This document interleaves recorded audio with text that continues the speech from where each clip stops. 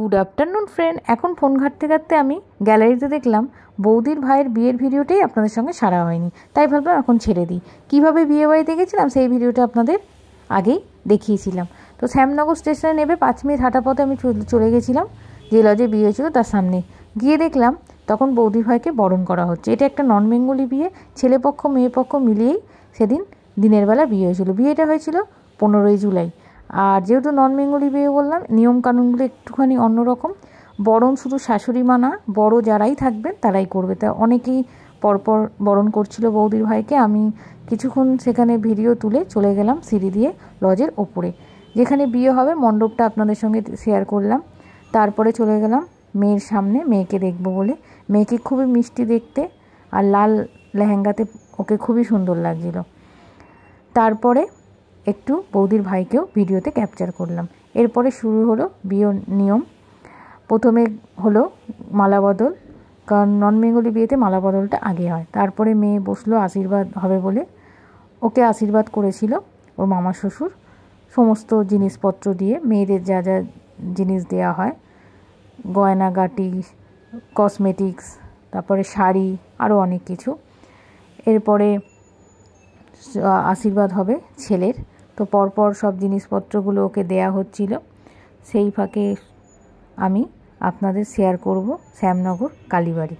তো এইখানে বিখ্যাত হচ্ছে শ্যামনগর কালীবাড়ি। এই যে দেখতে পাচ্ছেন, ঠিক কালীবাড়ির পাশেই লজে বিয়েটা হয়েছিল। দুপুরবেলা ছিল বলে ওখানে বন্ধ ছিল মন্দির, তাই আমি যেতে পারিনি। এরপরে শুরু হলো বৌদির ভাইয়ের আশীর্বাদ, ওর শ্বশুরমশাই করছিলেন। আর আত্মীয় স্বজনরা অনেকেই এসেছিল, দেখতে পাচ্ছেন। ভালোই মোটামুটি ভিড় হয়েছিল, যেহেতু দুই পক্ষ থেকে বিয়ে বাড়িটা হয়েছিল। তাও সেদিনকে অফিস ডে ছিল, মানডে ছিল, তাই অনেকেই আসতে পারেনি, দিনের বেলা হয়েছে বলে। এরপরে একে একে বিয়ের নানা রকম নিয়ম চলতে থাকলো, আপনারা দেখুন। কারণ যেহেতু নন বেঙ্গলি বিয়ে, একটু অন্যরকম লাগবে আপনাদের, বাঙালির সঙ্গে ম্যাচটা কমই হয়। তারপর যজ্ঞ হলো, দুজনে মিলে যজ্ঞ কমপ্লিট করলো। এরপরে 7 পাক ঘোরা হচ্ছে, দেখতে পাচ্ছেন। আর সামনে যে খইটা দিচ্ছে ওটা হচ্ছে বউয়ের ভাই। তো পরপর সব নিয়মগুলো ভালোই লাগছিল দেখতে।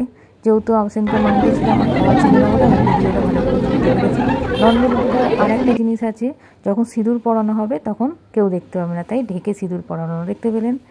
আর তারপরে সিঁদুর পরানোর পরে ভাই মঙ্গলসূত্র ওকে পরিয়ে দিল। মোটামুটি বিয়ে কমপ্লিট হয়ে গেল, দেখতে পাচ্ছেন। ওকে খুবই ভালো লাগছিলো, সিঁদুর পরে খুব মিষ্টি লাগছিল। এরপরে লজ্জাবস্ত্র দেওয়া হলো। লজ্জাবস্ত্র আমাদের নন বেঙ্গলিতে ভাসুর বা শ্বশুরকে দিতে হয়। তো এইটা হচ্ছে লজের সামনেটা, আপনার সঙ্গে একটু শেয়ার করে নিলাম। এরপরে খাবার জায়গাটা আপনাদের দেখাচ্ছে। এই যে আমার ভাইজি, বৌদি, মা, জেঠিমারা খেতে বসে গেছিলো। আমি যেহেতু খাবো না বলে আমি ভিডিওটা তুলে নিলাম। খাবার জায়গাটাও খুব ভালো ছিল। যাই হোক, ভিডিওটা ভালো লাগলে অবশ্যই লাইক, শেয়ার, কমেন্টস করবেন, আমার পাশে থাকবেন। সবাই ভালো থাকবেন, সুস্থ থাকবেন। এখনকার মতো টাটা।